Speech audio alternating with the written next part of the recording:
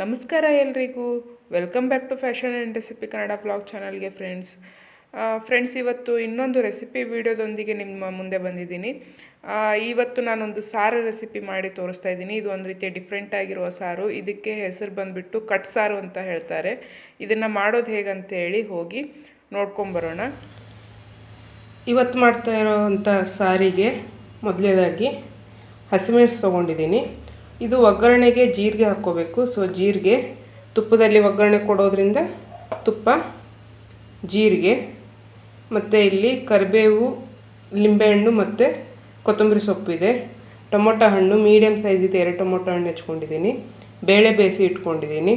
ಒಂದು ಅರ್ಧ ಕಪ್ನಷ್ಟು ಬೇಳೆ ಇದೆ. ಇದು ಸಣ್ಣ ಲೋಟದಲ್ಲಿ ತೊಗೊಂಡಿದ್ದು. ಹಾಗೆ ಇದು ಹಸಿಮೆಣಸು ಮತ್ತು ಶುಂಠಿ. ಮೇನಾಗಿ ಶುಂಠಿ ಇದಕ್ಕೆ ಹಾಕಿದರೆ ತುಂಬ ಚೆನ್ನಾಗಿರುತ್ತೆ. ಹಸಿಮೆಣಸನ್ನು ಅಷ್ಟೇ ನೀವು ಹೀಗೆ ಪೇಸ್ಟ್ ಮಾಡಿ ಸಹ ಹಾಕ್ಕೋಬೋದು, ಇಲ್ಲ ಅಂತಂದರೆ ಅದನ್ನು ಕಟ್ ಮಾಡಿಬಿಟ್ಟು ಹಾಕ್ಕೋಬೋದು. ಹೀಗೆ ಹಾಕ್ಕೊಂಡ್ರೆ ಬಾಯಿಗೆ ಸಿಗಲ್ಲ ತಿನ್ನಬೇಕಾದ್ರೆ ಅನ್ನೋದಕ್ಕೆ ನಾನು ಈ ರೀತಿ ಮಾಡಿದ್ದೀನಿ. ಬಟ್ ಶುಂಠಿನ ಜಜ್ಕೊಂಡು ಹಾಕ್ಕೋಬೇಕು. ಸಣ್ಣದಾಗಿ ಕಟ್ ಮಾಡಿ ಈ ರೀತಿ ಜಜ್ಜಿಬಿಟ್ಟು ಹಾಕ್ಕೋಬೇಕು. ಇದಿಷ್ಟು ಐಟಮ್ಸು ಈ ಸಾರು ಮಾಡೋಕ್ಕೆ ಬೇಕಾಗಿರೋದು. ಈಗ ಇದನ್ನು ಮಾಡೋದು ಹೇಗೆ ಅಂತೇಳಿ ಹೋಗಿ ನೋಡ್ಕೊಂಬರೋಣ. ಈಗ ಒಂದು ಪಾತ್ರೆಯನ್ನು ಬಿಸಿ ಮಾಡೋಕ್ಕೆ ಇಟ್ಟಿದ್ದೀನಿ. ಇದಕ್ಕೆ ಈಗ ಒಂದು 2 ಚಮಚದಷ್ಟು ತುಪ್ಪ ಹಾಕ್ಕೋತಾ ಇದ್ದೀನಿ. ತುಪ್ಪ ಬಿಸಿ ಆಗಬೇಕು.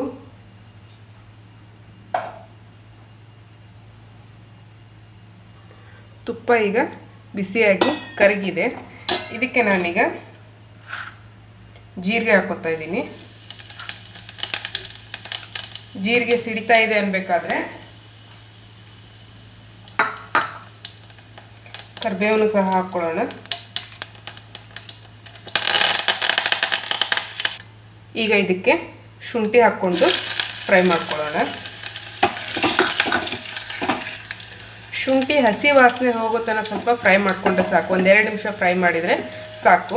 ಸಣ್ಣ ಉರಿಲೇ ಇರಬೇಕು. ಶುಂಠಿ ಚೆನ್ನಾಗಿ ಫ್ರೈ ಆಗಿದೆ, ಕಲರ್ ಸಹ ಚೇಂಜ್ ಆಗಿದೆ. ಈಗ ಇದಕ್ಕೆ ನಾನು ರುಬ್ಬಿಟ್ಕೊಂಡಿರುವಂಥ ಹಸಿಮೆಣಸು ಹಾಕ್ಕೋತಾ ಇದ್ದೀನಿ. 1 ಸ್ಪೂನಷ್ಟು ಹಾಕ್ಕೋತಾ ಇದ್ದೀನಿ. ಖಾರ ನೋಡ್ಕೊಂಡ್ಬಿಟ್ಟು ಮತ್ತೆ ಹಾಕ್ಕೋಬೋದು.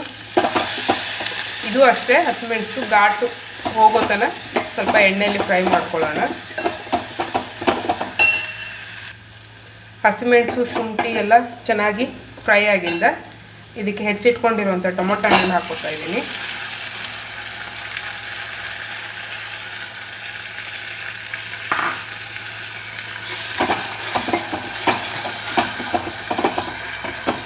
ಟೊಮೆಟೊ ಹಣ್ಣು ಮೆತ್ತಗಾಗಬೇಕು, ಅಲ್ಲಿ ತನಕ ಇದನ್ನು ಫ್ರೈ ಮಾಡ್ಕೋಬೇಕು. ಟೊಮೆಟೊ ಹಣ್ಣು ಚೆನ್ನಾಗಿ ಮೆತ್ತಗಾದರೆ ನಿಮಗೆ ಸಾರಿನ ಜೊತೆ ಮಿಕ್ಸ್ ಆಗುತ್ತೆ, ಚೆನ್ನಾಗಿರುತ್ತೆ ಟೇಸ್ಟು. ಟೊಮೆಟೊ ಹಣ್ಣು ಚೆನ್ನಾಗಿ ಬೆಂದಿದೆ. ಈಗ ಇದಕ್ಕೆ ಬೇಯಿಸಿಟ್ಕೊಂಡಿರುವಂಥ ಬೇಳೆನ ಹಾಕೋಣ.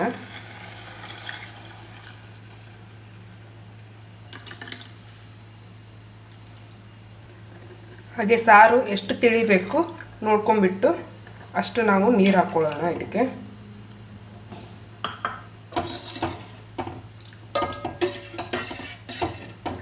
ಈ ಸಾರು ಸ್ವಲ್ಪ ತಿಳಿ ಇದ್ರೇ ಚೆನ್ನಾಗಿರುತ್ತೆ.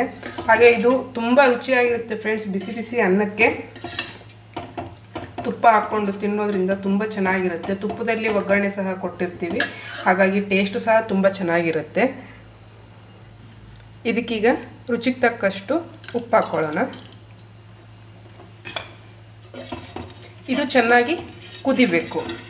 ಒಂದು 5 ನಿಮಿಷ ಮೀಡಿಯಮ್ ಉರಿಯಲ್ಲಿ ಚೆನ್ನಾಗಿ ಕುದ್ರೆ ನಮಗೆ ಸಾರು ರೆಡಿ ಆಗುತ್ತೆ.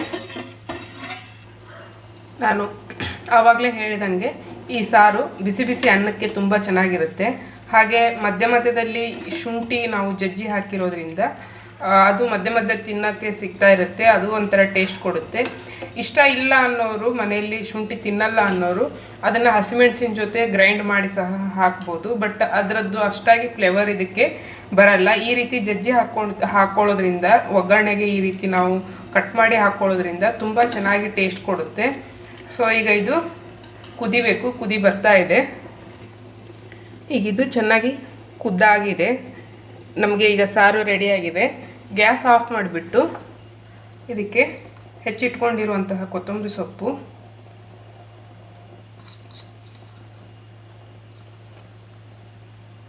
ಹಾಗೆ ಈ ಅರ್ಧ ಹೋಳನಷ್ಟು ಲಿಂಬೆಹಣ್ಣನ್ನು ಇದಕ್ಕೆ ಹಿಂಡಿದರೆ ನಮಗೆ ಸಾರು ರೆಡಿ ಆಗುತ್ತೆ.